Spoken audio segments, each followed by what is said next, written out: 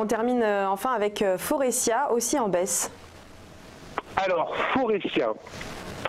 Forestia, là aussi ce matin on a eu une reco de Jefferies qui est passé de conservé à achat, mais qui a revu en fait en même temps, alors ça c'est toujours c'est surprenant puisqu'en fait donc ils ont revu leur cours cible à la baisse puisqu'ils sont passés de 48 à 42 euros. La valeur évolue à 35,5 ce matin et elle est en baisse de moins 2,2%. Alors là, c'est vraiment la valeur qui est en baisse puisqu'elle est passée de 75 à 35 en moins de 6 mois.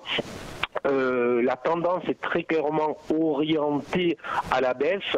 À ce stade et pour le moment, il n'y a pas trop d'éléments qui pourraient nous faire croire à un rebond à court terme. Alors, il y a quelques éléments techniques que les analystes vont aller repérer. Très typiquement, il y a donc des divergences. Il y a le fait que les volumes sont apparus en fin de semaine dernière sur le plus bas annuel.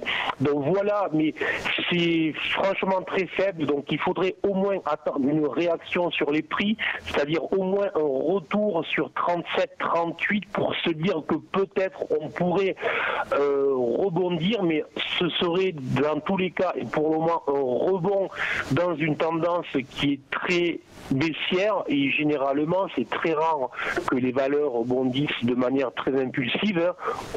Autrement dit, après une baisse de plus de 60% comme là, il faut plusieurs semaines, voire plusieurs mois de congestion, de latéralisation avant que la valeur puisse entamer un réel rebond. Donc, au mieux, à court terme, peut-être jouer pour des investisseurs de très court terme, un léger rebond, mais attention, je répète, il y a vraiment très peu de choses pour le moment.